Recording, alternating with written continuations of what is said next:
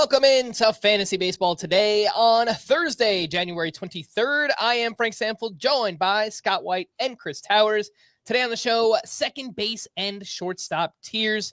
Not nearly as much news to get to, thankfully. Apologies for yesterday. We had a lot of news to catch up on, so we did eventually get to the tiers, but thankfully we'll just dive in right away. We'll start off with Scott's tiers. That's what the people want. And like I did yesterday, I will just quickly mention a disclaimer up at the top. The Tiers podcast, they're not meant to be deep dives on specific players. We're going to do that on our position preview pods. Those are coming out in February. What we're doing on these podcasts is we're looking more at rankings and ADP and groups of players with similar skill sets and just kind of mapping out just specific positions and where players lie within the rankings and ADP and all those types of things. We're going to have to dive deeper this time than on the corner infield spots because we got a whole hour to fill rather than rushing through half an hour at the end, you know? Yeah. So there you go. Talk about as much as you want. Don't worry about my disclaimer. I just fast forward through. No, you're right. I mean, this isn't that it's really more how do positions divide up than how good is player X. That's a different way of examining positions than what tiers are. So you're not wrong. Your disclaimer is accurate. I was just making a joke. In 2 weeks, we're gonna have like a 90-minute deep dives on every position. So all right, don't overpromise. Okay. I think we usually go 90 minutes on those, right? I thought he was under promising. I had 2-hour episodes. Why not? Let's do it. All right, second base tiers. No first rounders in at the second base position because you guessed it. There are no second basemen going anywhere near the first round of fantasy baseball drafts this year. So second base starts with the elite tier, and that is Ketel Marte by himself, coming off an awesome season where he finished 18th overall in Roto. He provided $26.4 worth of 12-team auction value, and his 3.7 fantasy points per game led the position, and we're tied with other elite bats across other positions. Gunnar Henderson, Francisco Lindor, Mookie Betts. So Ketel Marte was truly awesome, but it is going to cost you. His NFBC ADP in January is 30. And when I say cost you, I mean cost more than years past when you were getting Ketel Marte outside of the top 100 picks, and sometimes even later than that. So, Scott, the question for you here is, are you willing to pay the price for the only second baseman in the elite tier, Ketel Marte? I am, because this is, to me, the weakest non-catcher position, and catcher hardly counts as a position. So if there's any position where you want to pay a premium for talent, this is it. And Ketel Marte, I buy into what he did last year. I know there's been a bit of an up and down tendency throughout his career, and that's why his ADP has been so low at times. But if you actually break down the numbers, 3 of the last 4 years, he's been really high end. And it's like... do I have that right? 3 of the last 4. There was 2021. He was a 909 OPS, but he only played 90 games. So yeah, 3. But I'm on a per game basis. Yeah. That was his. Look, 3 of the last 4 years, he's been really good. 3 of the last 6 years, he's had an OPS over 900 as a second baseman. Like that's. You don't find a lot of that. And even in the years where he wasn't good, the underlying metrics were still very impressive. It seemed like he just underachieved. So I think Ketel Marte legitimately is this good. You gave the 3.7 points per game for him and compared that across different positions. But since we're talking about how players compare to the rest of the position here in tiers, 3.7 for Ketel Marte. Only one other second baseman was even over 3, and that was Jose Altuve at 3.05. So that is how far ahead Ketel Marte was at this position. Now, if you go back to 2023, what Ketel Marte did this past year was basically right in line with what Marcus Semien and Ozzie Albies did that year. They were at 3.6.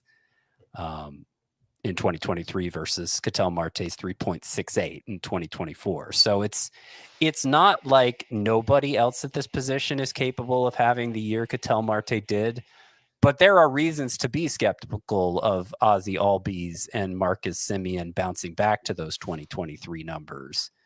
And Jose Altuve too. I think he's in the discussion, but he's in his mid-30s now. He's not going to be able to sustain that forever, and he did have a little bit of a drop-off last year. So I do think Altuve, Albies, Semien, even though in past years they've approached what Ketel Marte did in 2024, I think they belong in a different tier heading into 2025.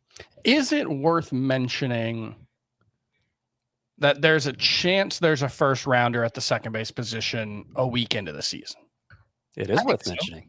Yeah. Sure. Mookie Betts. We don't know yet. The Dodgers are seemingly doing a kind of open competition to fill one spot, but in 3 different parts of the lineup, if that makes sense, right? Like center field, shortstop, and second base, they kind of have a competition going, and they might put Mookie at second. They might put him at short. We presume it's a competition. Mm-hmm. The official word is they're planning on Mookie Betts playing shortstop, right? That's the last update we got on December 9th, but that's also when Gavin Lux was still on the team. But there's also been some reporting that they are willing to have Tommy Edman play shortstop if Pedro Pages or James Outman. Andy Pages. Yeah. I sat on it and I was like, that's the right one. And no, it wasn't. Andy Pages or James Outman's still around. Remember, he was an impact player a couple years ago. If they outperform Hai-Sung Kim, they are willing to play Tommy Edman at short, Mookie at second, and play one of those guys in center field. That's been reported as well. So there's an argument, even if they don't, that Hai-Sung Kim should just be the shortstop. And Mookie's not a shortstop. I appreciate that he's willing to do it, and I think it speaks volumes to his skills, but I don't think he has the range or the arm to be a full-time shortstop. So to your point, though, it's of course highly plausible that early in the season Mookie Betts is picking up second base eligibility, and that would be a huge deal given what I already said about this position, how weak it is, how short on high-end talent. That would be the position where you probably want to play Mookie Betts. But I'm not approaching it on draft day as if he's going to be, given where things currently stand for the Dodgers. I'm assuming Betts will be their shortstop to start out, but yeah, it could change. Opening day for the Dodgers is in 2 months. I think it's March 22nd. We should know by then, though. Most drafts are going to happen around the 20th to the 26th of March. So by the time most drafts are happening, even though we don't know now, we could have a pretty good idea of whether Mookie will be second base eligible. Mm-hmm. Yeah, I think it's maybe the 21st. It's around there. They're like 18th and 19th, apparently. Roughly 9 weeks. Yeah, there's a Tokyo series going on between the Dodgers and the Cubs. Yeah. So, that's just like a little bit of an earlier start, kind of like we got last year when the Padres and Dodgers they played in Japan, right? Or was it Korea? Last year was in Japan. I could be wrong. But anyway, yes, we do have an earlier series before the actual opening day between the Dodgers and the Cubs. The Near Elite tier includes 3 names who Korea. Scott has already mentioned: Jose Altuve, Ozzie Albies, and Marcus Semien, 3 veterans who've performed at a high level for a long time now. And last year, of the 3, Altuve was the only one that really kind of returned value. He finished 35th overall in Roto. He went 20-20 last season, still provided a very good batting average. Based on January ADP, one of these players is not like the other. So Altuve is going at pick 57, Albies is going at pick 60, and Semien is all the way down at 87. So, Scott, explain why Marcus Semien still deserves to be in this tier after a down season. I think I'm more want the people who are putting him in a separate tier to explain why, because I don't see the argument for keeping him out of this tier. I understand he was he didn't quite live up to his usual production last year. Though if you look at the underlying data, it was very similar across the board. In fact, it was virtually identical to the 2022 season, and we weren't dropping Marcus Semien down our rankings based on the way he performed that year. He stole more bases that year, so I think that's why, like, the stolen bases kind of salvaged him. That seems like too strong of a word because he wasn't that bad last year. He was just kind of underwhelming. But I think the stolen bases kind of salvaged him in 2022 in a way they didn't last year. But even then, 81st percentile sprint speed for Marcus Semien last year. Even the stolen base, the way they dropped off, seems kind of fluky. So the whole thing for Marcus Semien, the fact he hit only 237, the fact he stole only 8 bases, he still hit 23 homers, which is fine. The fact that he's 34, I think, plays a big part in it. I think there's just an unwillingness to bet on a bounce back for a 34-year-old. He's basically being drafted at what he did last year, which I think I agree with you. I think it leaves plenty of room for profit there because Semien, like you said, the skill set hasn't changed. The floor still seems super high. Like, he's still going to be a must-start player. And so it's just a question of, do you think he can get back to being a 30-homer guy who hits 270? And I don't see any reason to think he can't. It may be he doesn't need to hit 30 homers. He hits between 20 and 25. He gets back to stealing 15 to 20 bases. He gets that batting average back up over 250. Yeah. And he's going to be a nice value. Yeah. I mean, even as bad as he was last year, just a 308 on base percentage, he still scored 101 runs. And that was with the Rangers lineup taking a pretty big step back from the year prior when they won the World Series. So I think we're all kind of expecting at least somewhat of a bounce back for their entire lineup and, progression from Wyatt Langford and hopefully Seager and Adolis Garcia are a little bit better. And just as a result, that will help someone like Marcus Semien. But also, excellent points league player too. Yes. Points. Semien actually had more head-to-head points per game than Ozzie Albies, and we could talk about Ozzie Albies because he also underperformed last year. But Albies has missed a lot of time over the years. Marcus Semien misses 0 time. So I mentioned head-to-head points per game last year. Marte was distant number 1. Altuve was the only other one over 3. So those are your 1 and 2 in head-to-head points per game at the position. It looks like Marcus Semien was 4th. For as disappointing as he was, 4th most head-to-head points per game among second basemen. So I don't know who else you're looking for here, considering that was a down year for him, and it still looks like bounce back potential is there. And furthermore, since you brought up the age, Chris, he's 34, and so people are thinking he's dropping off. I dug really hard into the data to see if I could see any indicators of age-related decline there, because I'll be honest, I have plenty of incentive to do that because I have to write a busts column every year, and it would be nice if I could come up with 12 players that I could actually make good bust cases for.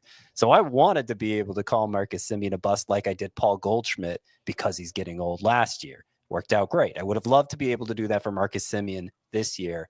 I couldn't find it. I couldn't find any evidence of age-related decline there. So it's possible that's what's going on with him, but I just don't see the evidence for it. Ozzie Albies, by the way, worth mentioning that he only played 99 games last season due to a fractured toe in April and then a fractured wrist in July. So things that were out of his control. Scott, you brought up, let's talk about Ozzie Albies. I think he's a pretty interesting player because we haven't, outside of 2023, when maybe the ball was a little bit bouncier again, there have been some inconsistent, power seasons here from Ozzie Albies. Chris, I'll throw this your way because I feel like you're always kind of outspoken on Ozzie Albies, but what are you expecting here in 2025? A high 700s OPS and a bunch of counting stats. I don't think he's a particularly great hitter. But he has a well-rounded skill set. He's in a good lineup. Like I don't really have a problem with Albies in this tier at his ADP. I think it's all more or less fine. It's just when he's been a second round pick, that's where I worry about what is a pretty fragile skill set, because he's not the dead pull hitter that Marcus Semien is, where he just like clockwork deposits 25 to 30 homers in the left field bleachers. He's not quite as reliable as that. He has to rely on producing so much of his offensive production against left-handed pitchers, because he's sort of just okay against righties and then crushes lefties. And so when it's a second round pick, it's like, I don't know if Ozzy Albies is worth it. It's pretty fragile. In the 4th, 5th round, I have no problem with him there. So Frank mentioned that the production from Ozzy Albies has been kind of inconsistent from year to year. I think it's just the opposite, with 2 exceptions.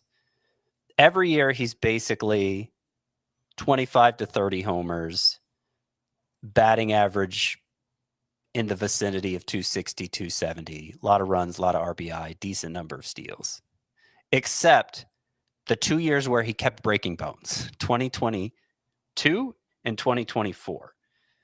The at-bats were way down, but the OPS also happened to be way down those years. It was low 700s instead of high 700s. And you might say, okay, it's because he kept getting hurt. But 2022 and 2024 were also the 2 years in Ozzy Albies' whole career where the ball wasn't playing as well. It wasn't playing as well for offense. It didn't seem to be carrying as well. And because he doesn't have those great exit velocities, those consistent pull tendencies like you were talking about, Chris, will his power play in an environment where the ball isn't carrying as well? Because those years also were the injury-shortened years, I think it's inconclusive. It's hard, but it's suspicious. Yeah. It's very suspicious. And that's why, I think you can look at it both ways. There are 2 outlier years in terms of offensive production for him. 2019, 852 OPS. 2023, 849 OPS. Well, 2019 was the juice ball year. Mm. And then he has 2 seasons. Yes. Then he has the 2 seasons, 2022, 2024, with a 700 OPS, basically. That's why I think you kind of throw both of those samples out and just throw it all in the average, right? Like his career line is 270 average, 792 OPS. That's probably what you should expect from Ozzy Albies. I don't love it for a second rounder. I'm not 100% sure he's better than Bo Bichette, who's 90 picks later, although we've talked enough about how Bo Bichette is just misvalued. But again, when it costs a 4th or 5th round pick, I don't care nearly as much about the fragility of Ozzy Albies. I just want to stress that my concern for him, to the degree it exists, and I'm still putting him in this near elite tier and would still be thrilled to take him at cost. But my concern for him is not so much injury risk, because the injuries have been broken bones. I don't think he has a calcium deficiency. I think it's just bad luck. My concern for him is, does his skill set translate to every way the ball plays? Because we've seen the ball play up and down over the past few years.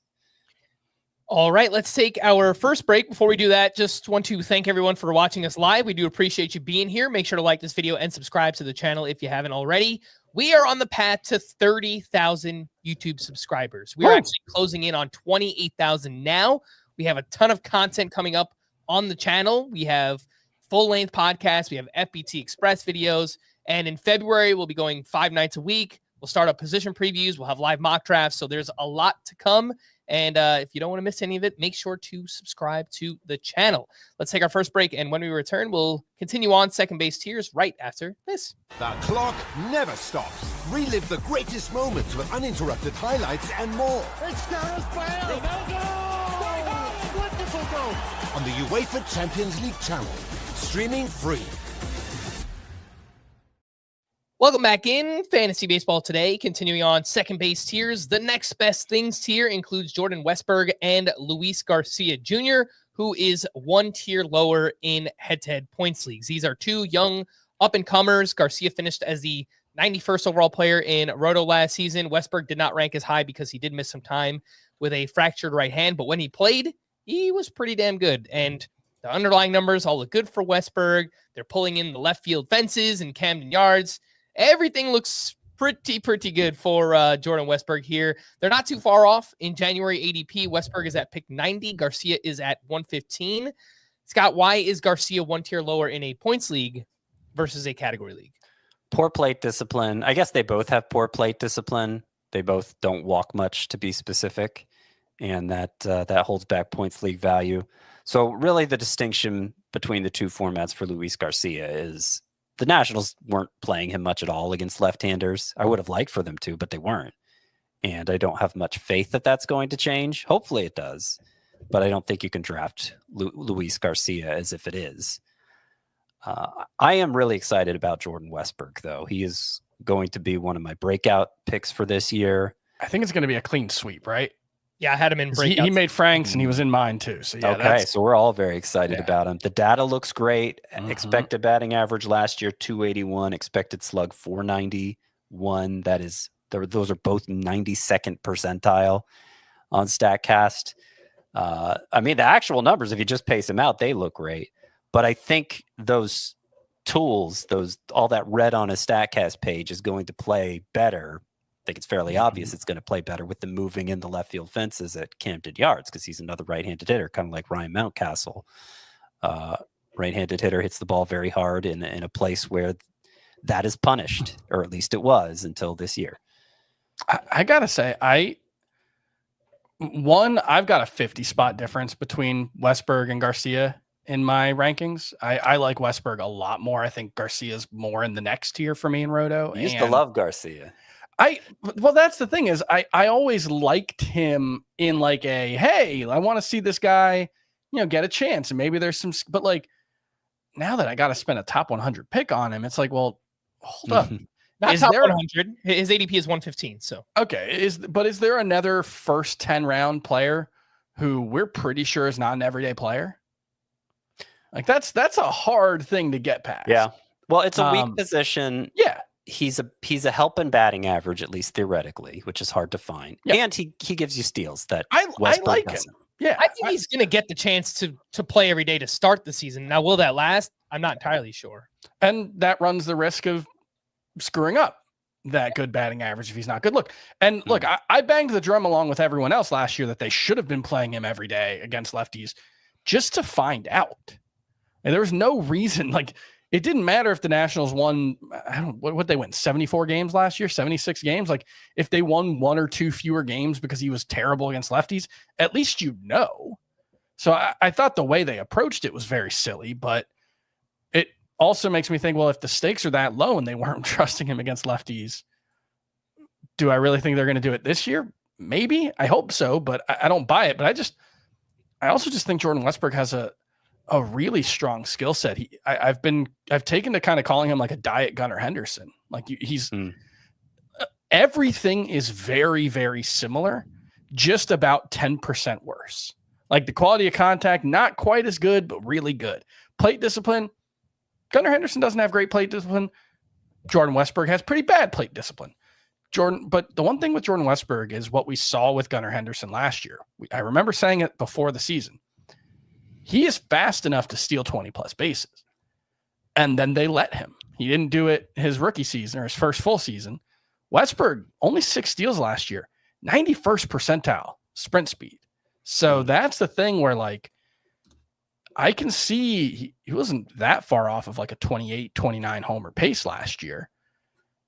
I could see like a 30-15 outcome for Jordan Westburg, where suddenly you're talking about him as a top 30 player next year.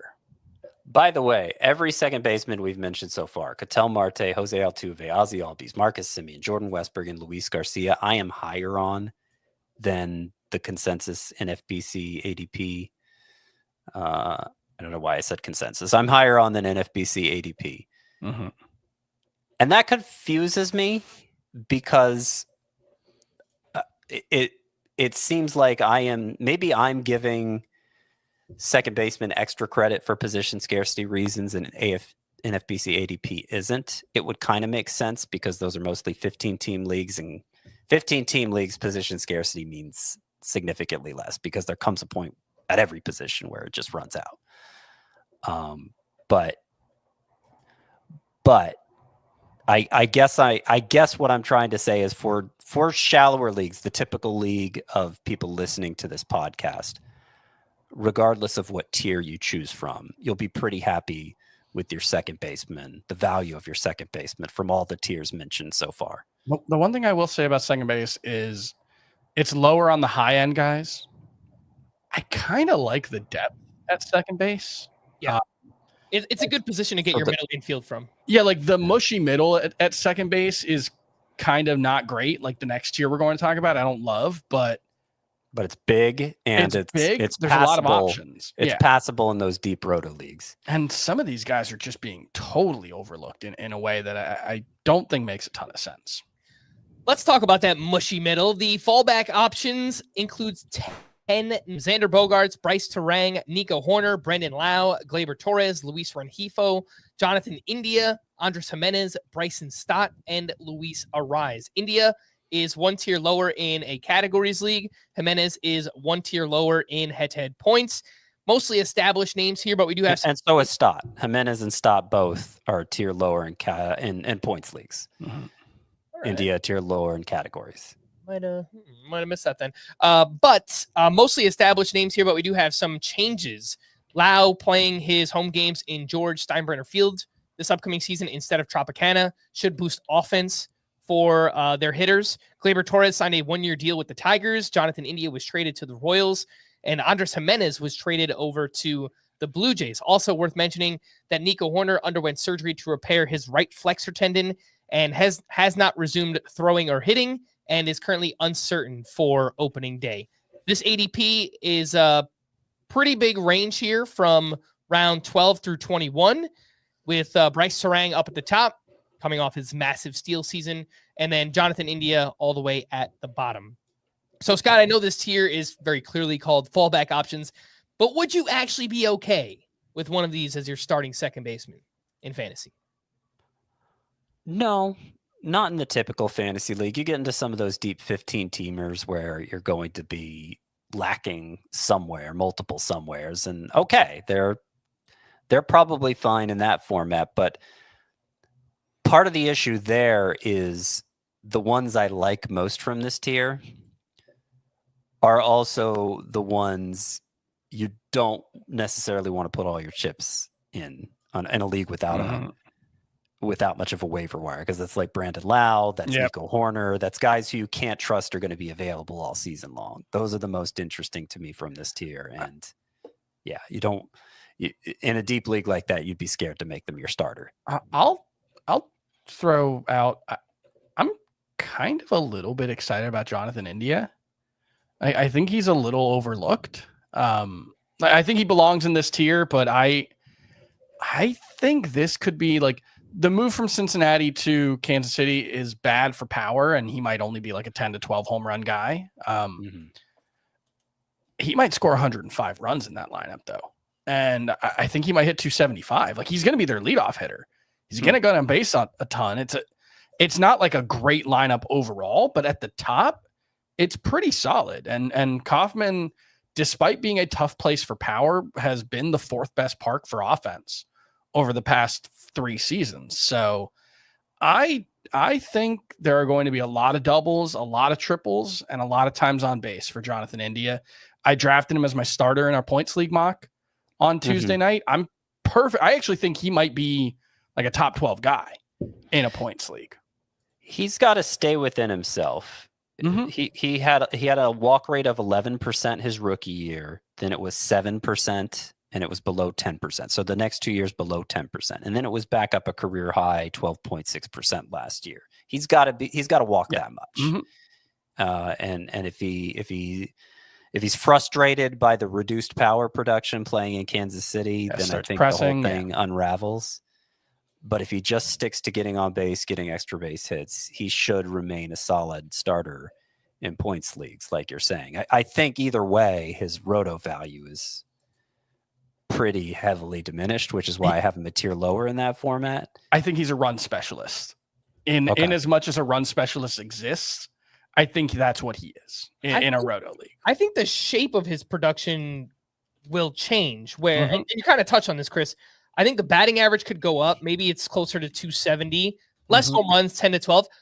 Can he push 20 steals? He's not the fastest, 68th percentile sprint speed, but the Royals are pretty aggressive on the base paths. So I don't think it's crazy for him to hit, 270, 330, 340 on base, 10 to 12 home runs, 20 steals, 90 plus runs. It's not a league winner, but that's a really good second baseman.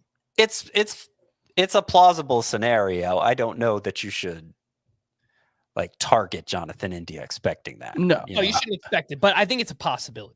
That's not his 95th percentile outcome. That's maybe 75th percentile. I also want to point out, I think Xander Bogaerts is fine. I think he's being kind of written off a little bit too much. Remember, he had that shoulder injury last year, got off to a miserable start, had the shoulder injury. He was pretty good in the second half. Not a ton of power, 7 home runs in 62 games, but hit 292, stole 9 bases. I do think Xander Bogaerts is going to be very helpful in at least 2 categories and potentially 3. I think runs and batting average, he'll be helpful. And if that steals pace from last year is real at all, I mean, if he's a 15 to 20 steal guy, I think that's a nice bonus too. Well, he probably is, because his first year in San Diego, he had a 1919 season. Yeah. Remember, he was basically a 2020 season. So, it's been last year was kind of weird for him, but I think he's more or less fine. It's just fine now in San Diego for Xander Bogaerts means probably topping out at 20 homers rather than what he was doing with the Red Sox. So you do have to just downgrade him overall. But yeah, I like him. I like his price as a fallback option. Hence the tier. Yeah. But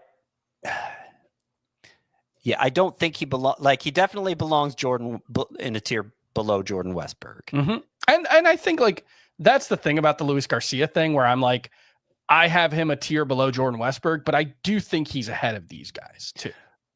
Right. So would you do it differently? Would you have Jordan Westburg alone in that next best things tier, and then you have a separate tier for Luis Garcia and Xander Bogaerts, the fallback options, and then drop everyone else, Bryce Terang, Nico Horner, Brandon Lau, etc., through Bryson Stott and Luis Ariz? Would you drop them into a last resorts tier separate from Luis Garcia and Xander Bogaerts? Because I definitely understand the argument for that. I would have Terang in that one just because of the stolen bases only in Roto, but I can also see the case for him not belonging there just because that's a skill set that feels like it could completely collapse. Yeah, I have him as a bust this year, Terang. I feel like it did collapse in the second half if you look at his numbers then. So I'm out on Terang, and I'm kind of tiering him pessimistically here. Still a 50 steal pace, but everything else was horrible. And I'd love Nico Horner. I'd tier Nico Horner. I could be talked into tiering Nico Horner with Jordan Westburg if he was completely healthy. But there is the question of what shoulder. Didn't he have shoulder surgery? I think it was elbow. It was flexor tendon. Flexor tendon, yeah. It kind of gives me Tommy Edman vibes from last offseason. I just hope it doesn't linger, Yeah, so you got to downgrade him because of that. This is the tier where I'm okay at second base if I don't get my starter early. And I do want to get a starter early. I agree with you. I think the values on the first 6 guys are all really good. But if I don't, I'm totally fine waiting until 200 and getting one of these guys. Yeah, no, I agree. So I'm probably not. That probably means I'm just not getting Xander Bogaerts. Because the value, I mean, his value is fine, but the value is so much better on a Brandon Lau or, I mean, if you like Jonathan India as much as you seem to, the value is incredible for him. Yep. I mean, Lau and India are both outside the top 230. So love both of those guys. Yeah, and that head-to-head points mock that we just did, I actually took Bogaerts as my starting second baseman, I think around pick 140, and I didn't love it. Like you guys are saying, I felt fine. He was an okay starting second baseman, but I didn't mind the ADP either, taking him at 140. So maybe I would agree that he should be a tier higher, and maybe he should be in this tier, and then you push everyone else down. But I do kind of feel like maybe Bogaerts is just a little bit better than some of these other names, but Not sure that that's completely fair. The last resorts tier, none. Well, kind of. Remember that we said that in the previous tier, Jonathan India is one tier lower in a roto or categories league, and Jimenez is one tier lower in head-to-head points. So depending on which format, and Bryson Stott is too. No, Scott, I looked this up. In your article, there's no carrot next to Bryson. Oh, well, it's here in my document that I'm looking at. I don't know why it didn't carry over. I'm gonna have to fix that in the article. Should be. Yes, you should listen to Scott. That's Bryson Stott is also in this here. So it depends on which format you play in. Jimenez, I did just want to point out bad plate discipline. So obviously that's why he's lower here in a head-to-head points league. I think even in Toronto, they don't run all that much. He's really fast. I think he's still going to give them 25-ish steals. He's not really going to do much else, but I don't mind Andres Jimenez as my middle infielder in a roto categories league because I'm typically looking for steals at that point in the draft, the pick 150 to 200 range. And I think he's pretty bankable for 25 steals. So Bryson Stott's had over 30 the last 2 years. The only thing with him is I worry that he's sad against lefties last year, and I think that's going to continue.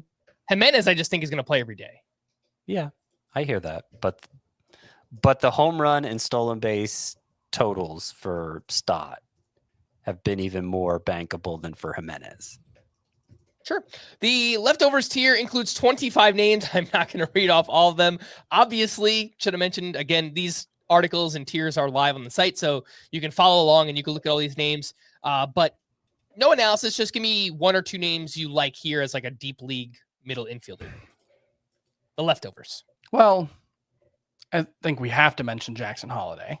He's in my breakouts 1.0. And it's one where it's like, there's almost nothing to point to positively, except that he was the consensus universal number one prospect a year ago, and he's 20 or will be 21. Prospect pedigree and the bloodlines. It's just it's just a bet on him figuring it out. I call that a blind faith pick. And then, but it's not really that blind just because he was the top prospect. But yeah, there's stats to back it up. You should draft Christian Campbell in any league where 300 people get drafted. We did a head-to-head points league today. I don't know if he got drafted in that one, but that's he did. Yeah, I think round 15. And we only go 280 deep in that one total. So I'm not sure. It probably shouldn't happen in that format, just given the way benches work. But it sounds like he's going to compete with Vaughn Grissom to be the starting second baseman for the Red Sox, which kind of sounds like Christian Campbell's got a pretty good chance to be the starting second baseman for the Red Sox. Yeah, I'll have to move him up in my rankings if I didn't see that report, but that would require a move up the rankings for sure. A couple other names here. Zach Geloff. Obviously, we had big hopes for him at this time a year ago, and he's going to be playing in that minor league stadium in Sacramento this year, which should be good. Thairo Estrada as kind of a poor man's Jimenez or Bryson Stott playing in Colorado. Yeah. He was injured basically all of last year, so I don't know that I think he's kind of been forgotten about. I think it's really sneaky, Thairo Estrada. Mm-hmm. Yeah. Yep.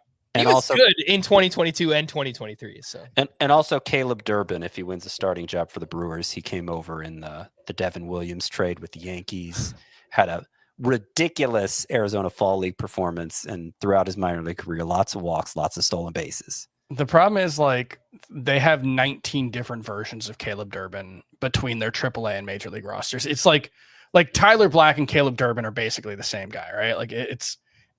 They have and this is part of a problem with Bryce Terang, is that just all of those guys may be expendable if they get off to a bad start.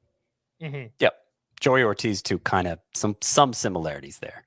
Yeah, just wanted to mention a few other names that were on the move this offseason. Spencer Horwitz was traded to the Pittsburgh Pirates. He's expected to start at first base for them. You mentioned Thairo Estrada, Caleb Durbin. Brendan Rodgers was non-tendered by the Rockies. He remains a free agent. Gavin Lux was traded to the Reds. Let's see where Jorge Polanco signs. I don't think he's done yet. Yankees? That would be really interesting.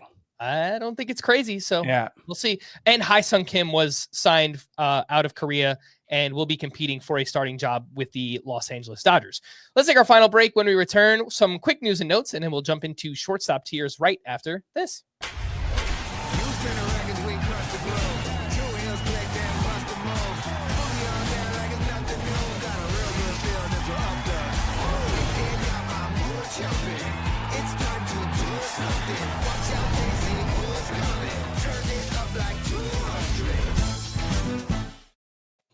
Welcome back in Fantasy Baseball Today. News and notes. Not much going on here. The Guardians signed Paul Sewald to a one-year deal with a mutual option for 2026. Sounds like Sewald will be a middle reliever for the Guardians because their bullpen is just so good. So even in holds leagues, I don't really know that Paul Sewald's going to have much value. Agree. All right. According to Scott Mitchell of TSN Sports, Pete Alonso is still in play for the Blue Jays, even after signing Anthony Santander. Chris, you brought that up as a possibility yesterday. They could do a few different iterations here. They could play Vlad at third base. They could play Alonso at first. They could put Santander at DH, or they could put Santander in the outfield, play Alonso at DH, keep Vlad at first. So a couple different options if the Blue Jays choose to sign Pete Alonso. Dansby Swanson, who underwent core muscle surgery in October, expects to be a full participant in spring training. We mentioned this one already, but Christian Campbell, one of the Red Sox top prospects, will compete with Vaughn Grissom for the starting second base job during spring training. The Angels signed Tim Anderson to a minor league deal with an invitation to spring training. He could provide Zach Neto insurance. Neto had surgery on his shoulder back in November, and it's kind of uncertain. I don't think he's going to be ready for opening day, so perhaps Tim Anderson can fill that void. He has not been helpful for fantasy since 2022. Honestly, 2021, if we just look at what he did back in 2022. And lastly, Chris, I'll have you know that the Blue Jays signed Richard Lovelady to a minor league deal with an invitation to spring training. It's a big one. Yeah, if you know, you know.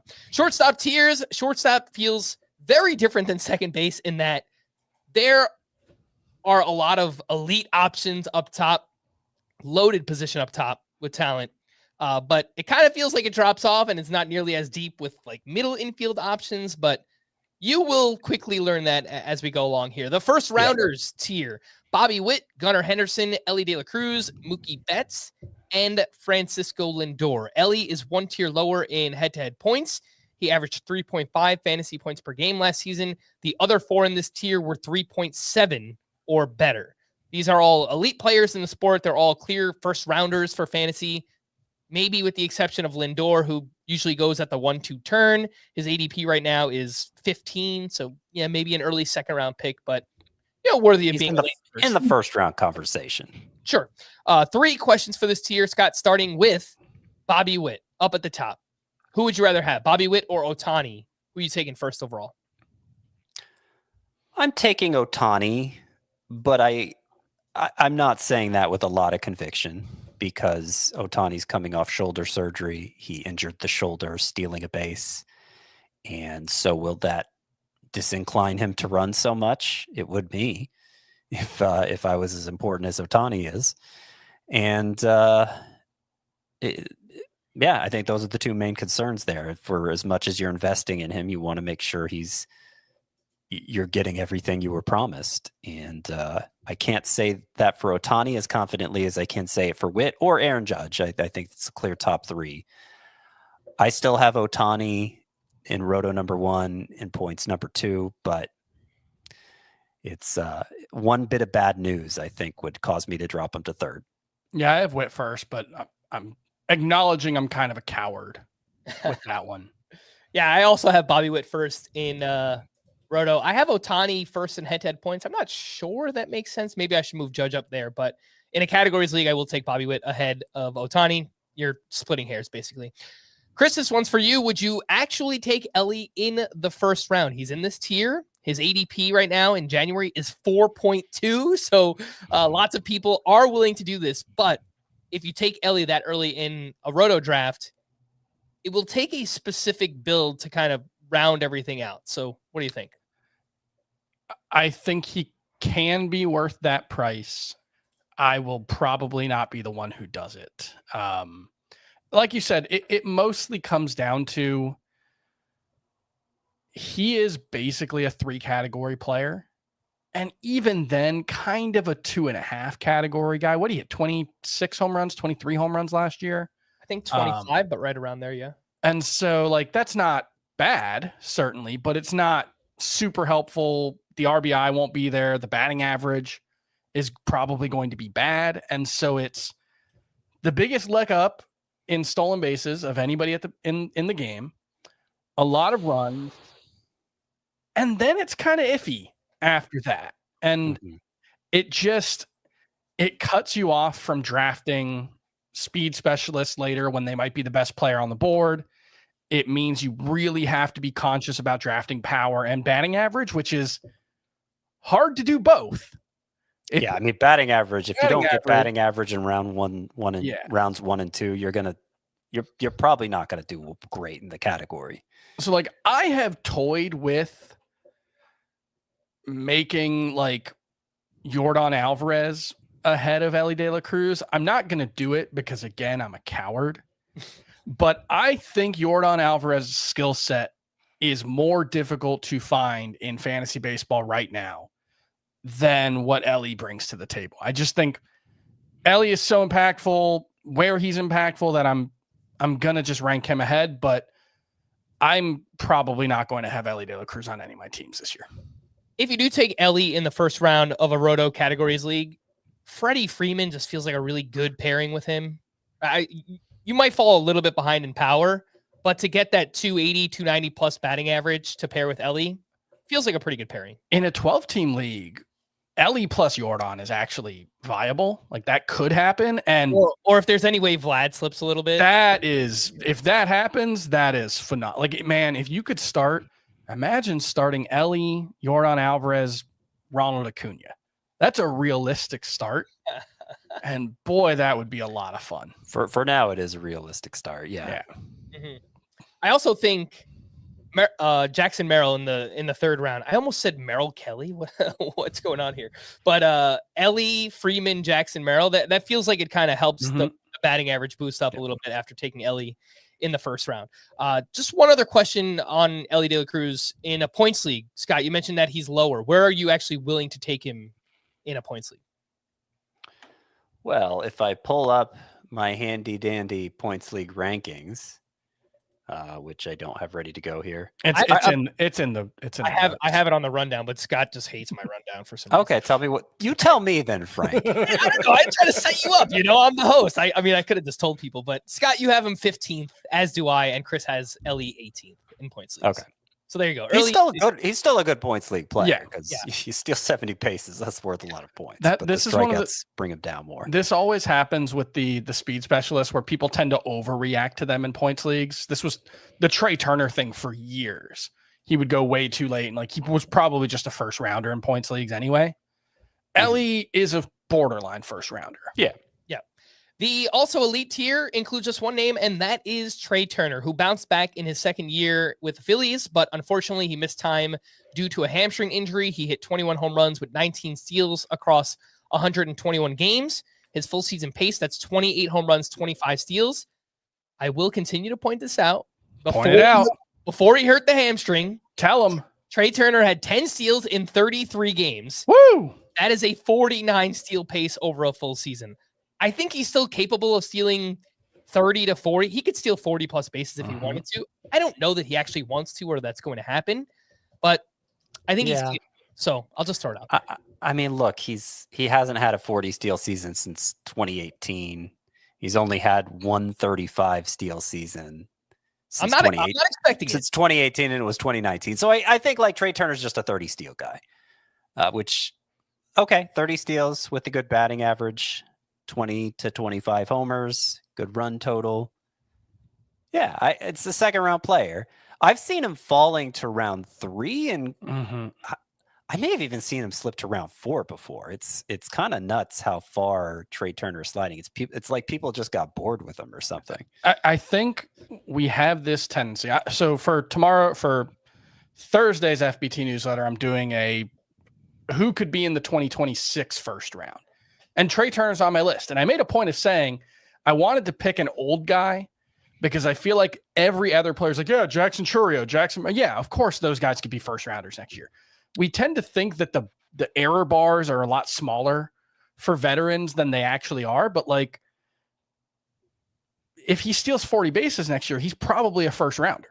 I'm not saying that's the likeliest outcome, but if Trey Turner just does everything he's done the last few years and steals 40 bases, like, You're talking about a guy who might lead the league in runs, who's going to hit 25 homers, who's probably going to hit close to 300. Like, that's a first round player, even though he's 31 and we don't tend to think that those guys have upside, you know? Jose Ramirez just had the best year of his career at 31. Yeah, we just need the Phillies to change their ballpark construction so that all of Trey Turner's fly balls just turn into home runs like they did for Jose Ramirez in Cleveland last year. But the ADP for Trey Turner in January is 24.8.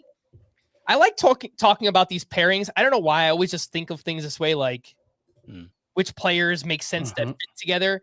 And Trey Turner with Aaron Judge, it just feels like it makes so much sense, right? Like you just cover all bases. You get good batting average from both, a ton of power from Judge. Sneak in a Zach Wheeler. Could get like 25 with one of those steals from Turner. It just feels like it makes a lot of sense. Yeah, that's a good start. Yep. The near elite tier is also just one name, Corey Seager, who is still a very strong per game producer, but continues to deal with injuries. Last year, Seager had surgery for a hernia on his left side back in January. That was before the season. News came out of nowhere. We didn't know if he was going to be ready for opening day. He was ready. He got off to a really slow start and then picked things up.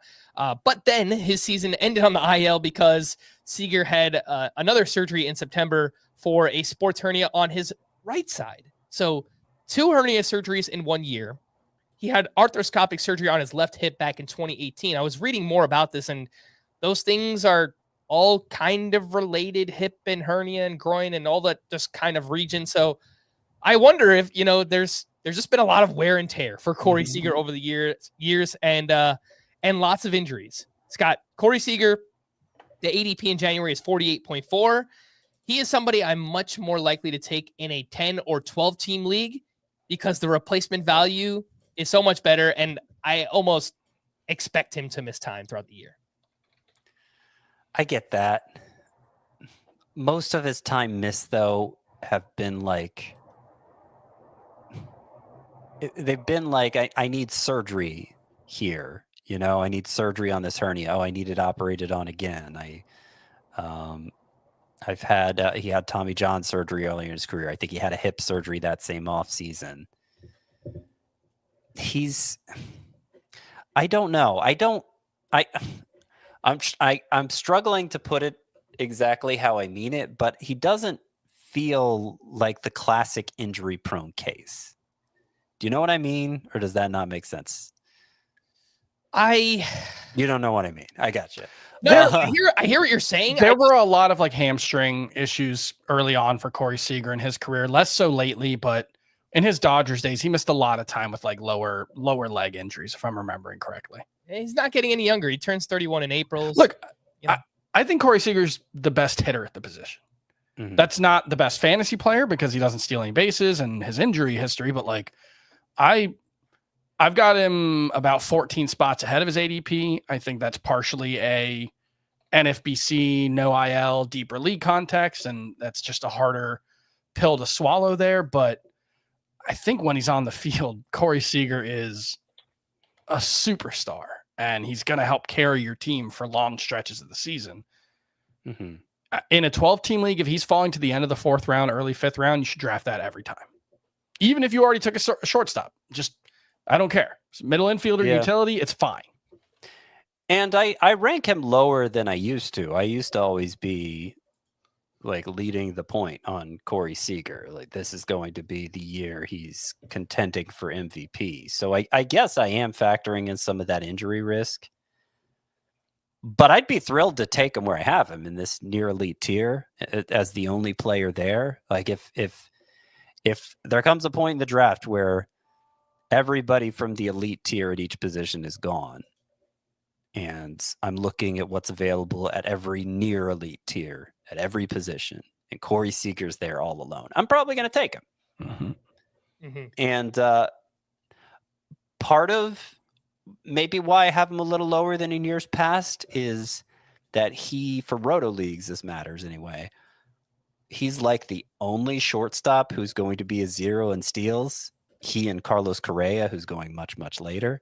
Like pretty much everybody gives you steals at this position except Corey Seager. So that does for Roto leagues kind of alter it kind of boxes you into a certain approach with your remaining picks if you take Corey Seager as your shortstop, but does a lot of other things really well, of course.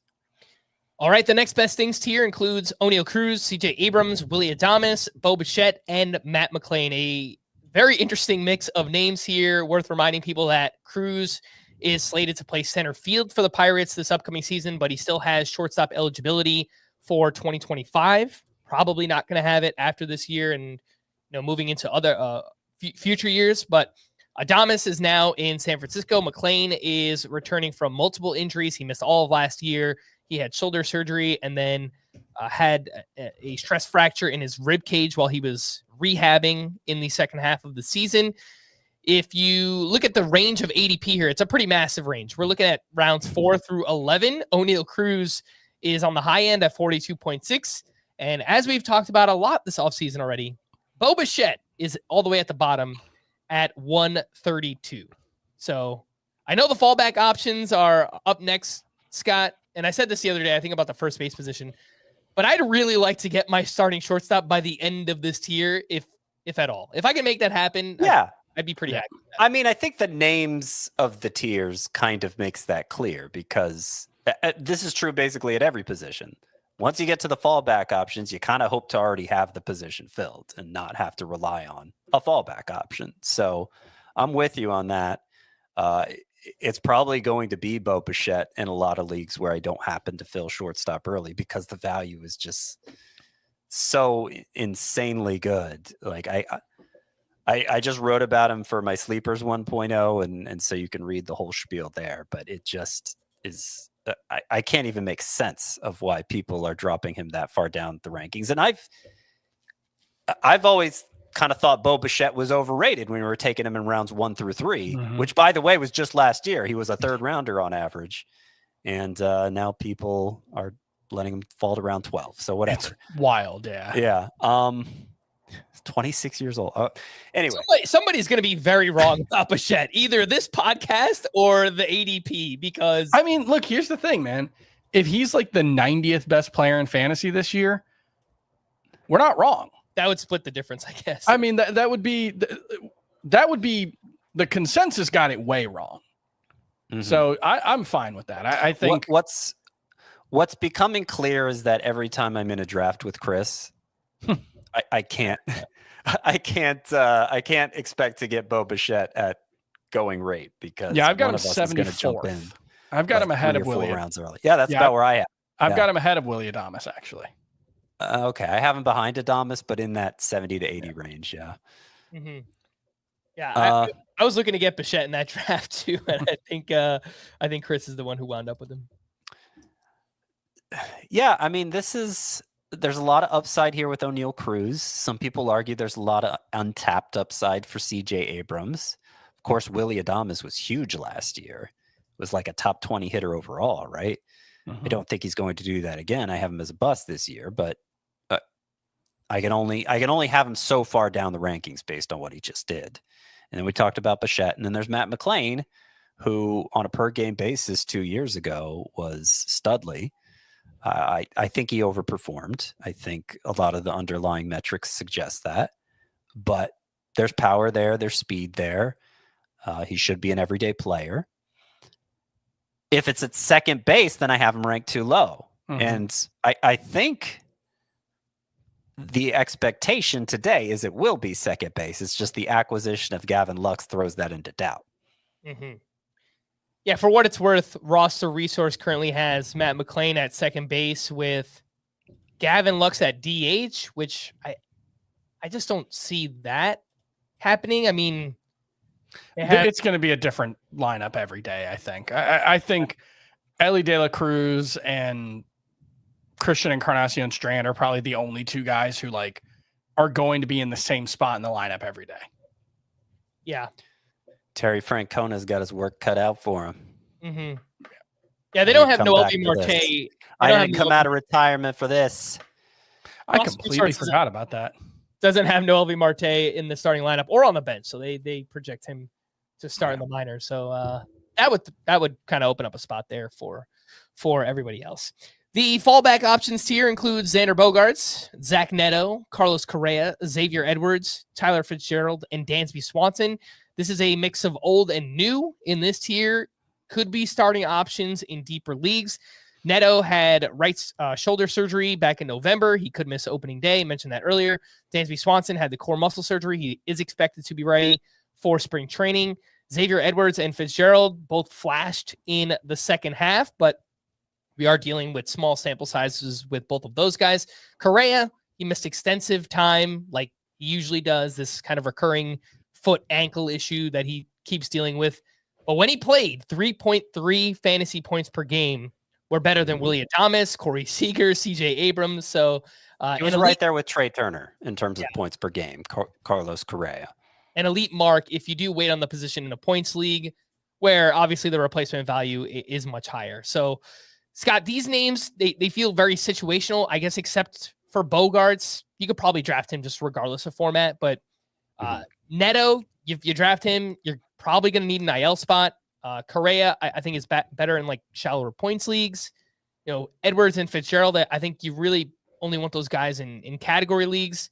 And then Swanson, I think is actually a better deep league option. He just feels like a okay floor guy. That's just and really that hernia surgery could be impactful because I was reading about it today. He said he suffered that injury in 2023 and just tried to play through it last year. And so that could explain why he had such a down season. And he was better in the second half. Yeah, he really came on strong at the end. And closer to like an 800 OPS in the second half, if I'm remembering correctly. Largely salvaged it, but it's a good point that he may bounce back in an even bigger way than I'm expecting coming off that hernia surgery. I think he belongs in this tier pretty definitively. But yeah, there are a lot of different concerns in this tier.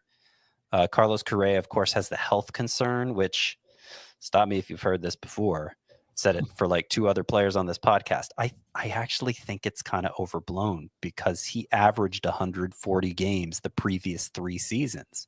140 games is okay. You're missing a few with injury, but that's not like it's viable. Yeah, you're not. This foot thing is only getting worse though. No, it's so he did miss about 2 months with it last year. It's tough because it's an injury that you kind of just have to manage, and it might be fine, and it might completely ruin his season. And it's really hard to say, but at his price, I don't care. It's because it's elite. Like last year felt like a lot hinged on last season for Carlos Correa's fantasy value because we had performance concerns at that point. 2022, his first year in Minnesota, was fine on an individual level, but it was bad for fantasy because the runs and RBI were way low. Didn't make sense.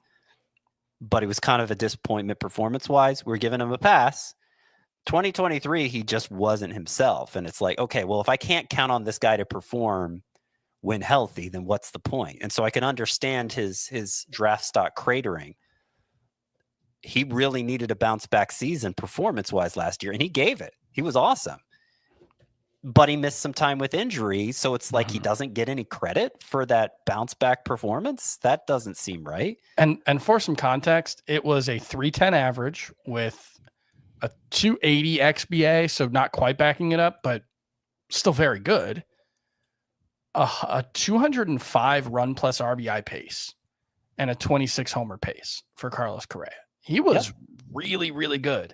Made the All-Star team. That's one of those things where it's like, if he misses 2 months, I don't care. I already banked the production. I'll get, whatever replacement level guy. And this is a 12-team context. A 15-team league, I can see why you'd be hesitant to buy in. But even then, 240 is so low, and he might not miss 2 months. Like that's not a given at all. And so, if you take him that late and he gets hurt, you can just drop him. Yeah. So if he's 240 in 12-team leagues, that is stealing money. I have him ranked about 100 spots higher than that, to put it into perspective. I have him Not quite that high. So there you go. All right. So there you go, Scott. You don't have to worry about Chris taking Carlos Correa from you, apparently. Although he I did in head his points draft today. See, that's the thing. I think, I can wait forever to draft this guy that I love more than anyone else loves him. And then I wait too long because Chris, who has, it's not quite love, but he has an affection for Carlos Correa, will jump in there. All right, the last resorts tier, we have 5 names: Anthony Volpe, Ezequiel Tovar, Jeremy Pena, Mason Wynn, and Cedon Rafaela, who is 1 tier lower in head-to-head points leagues. Scott, why do you hate young shortstops? Man, the love for each of these guys is a head scratcher for me. Anthony Volpe, the love fest continues. He is a certain liability in batting average. Probably not much help in home runs. Give you a decent number of steals, I guess. He might be a 1 category player. He feels very Andres Jimenez-y. And he's going like 50%. Yeah. Or maybe he breaks through finally. Yeah. It's possible, but I'd rather gamble on Carlos Correa just staying healthy. I'd rather gamble on Zach Neto coming back after a couple weeks into the season than gamble on Anthony Volpe suddenly figuring it out and turning in the season that his prospect pedigree said he should deliver on. Ezequiel Tovar feels like a above average home run threat at the position, but not much else. Mm-hmm. Very one-dimensional there. 9 batting average is not a huge help, but it's not hurting you. It's better than, other players that we talk about. So yeah, but it's a limited profile. It's obviously even worse in points leagues. Yeah, he's basically useless in points leagues. Yeah. Jeremy Pena is fine, but he's only fine. Mason Wynn, there was a report out the other day that he's looking to steal 40 bases this year. Yes. Mm-hmm. Okay, I'll have him ranked too low if he does that, but a couple years ago, Ozzie Albies said he wanted to steal 40 bases. I don't know how serious it doesn't mean nothing to me because stolen base is the one central fantasy stat that a player's how do you put it, Chris? It's I've referred to it as a decision-based stat. Yeah, there's an intent to do it. And so if he really wants to steal 40 bases, he could just decide to steal 40 bases. But there are other things that factor into the decision-making there that I'm not just going to pencil him in for that. Yeah.